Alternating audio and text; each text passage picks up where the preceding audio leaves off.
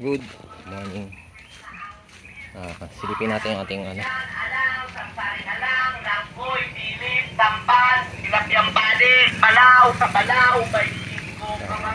Medyo maano yung sounds. So, silipin natin yung ating ano, kambing. Ano yun. So, dito sila. Medyo malaki na rin si Meme. Ayan. Makalat. Iniwas natin yan dito. Pero, yan. So, ito. Yung ating kambing.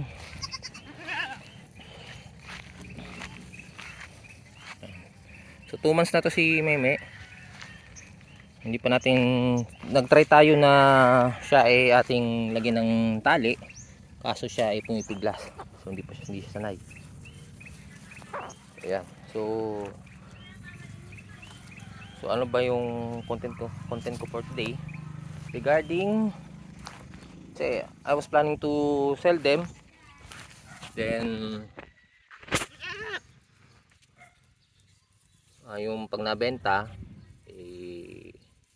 lalagay natin sa bili tayo materials para sa tindahan. Gagawin namin yung tindahan sa harapan ng bahay kasi para nakalabas na yung tindahan namin.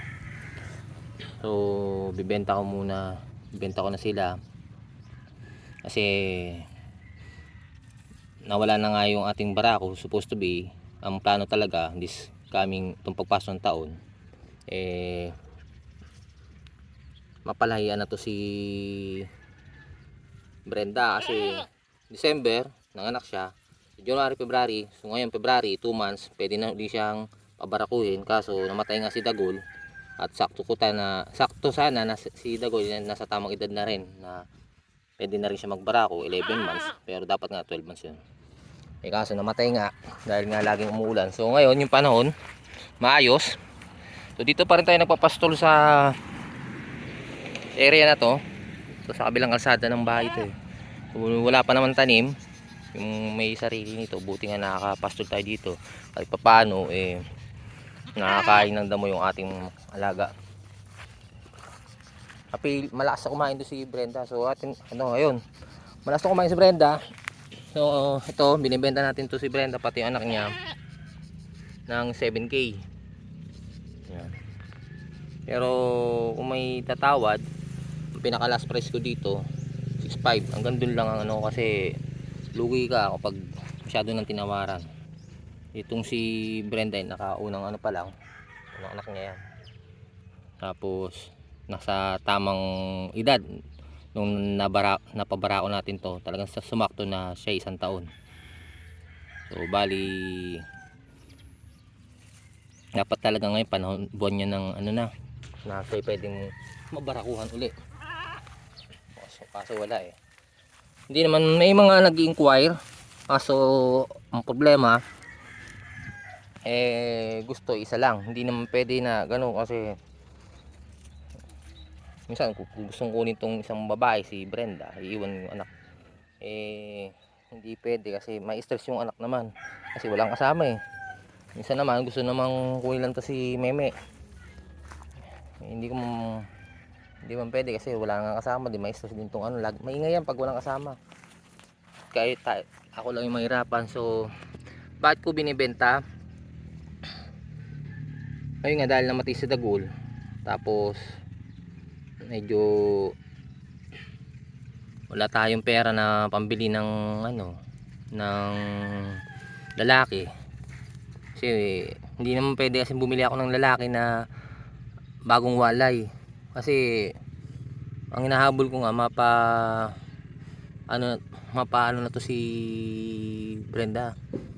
Tapos pagdating ng 4 months o 3 months ihiwalay natin to si kasi medyo ihiwalay natin tong isa si Meme sa kanila.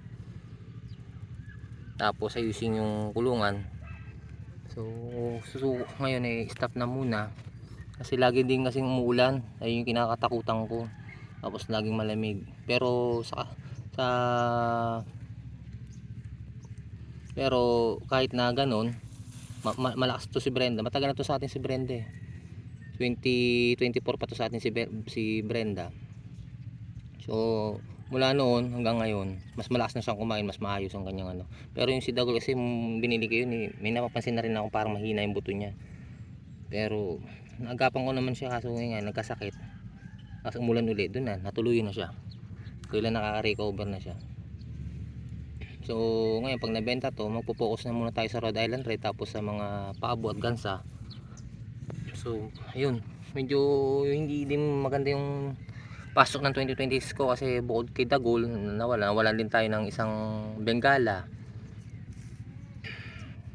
So pagdating kasi sa pag-aalaga ng ano, kailangan lagi kang may mga pares kahit para kung gusto mo mapadami. So sa case ko kasi sa Bengala, wala akong makitang ano na medyo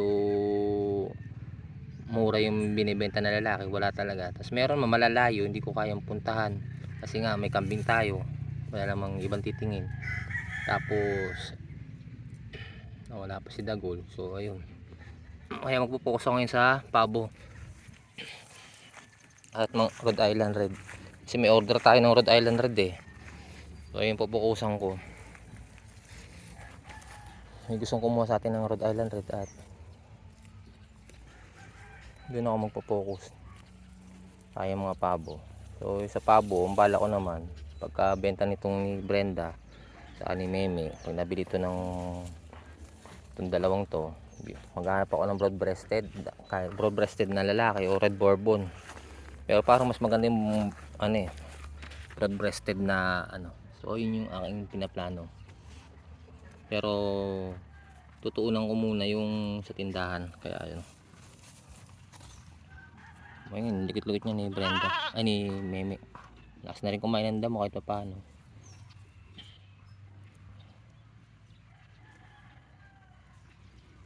May mga kumukuha na ano, masyadong kuripot yung iba, pero hindi ko na lang ini-entertain pa kasi baka ano sila, buy and sale. So ayun lang yung update sa atin. Okay lang kung i-give up sila, pero bahala na, baka magbago pa isip ko, hindi ko pa mabenta. Kasi na itong unang ano eh, unang bisirong, unang kambing na ano, na pagpabuhay na ng anak, na unang nagsimula sa buntis siya, tapos yun unang anak.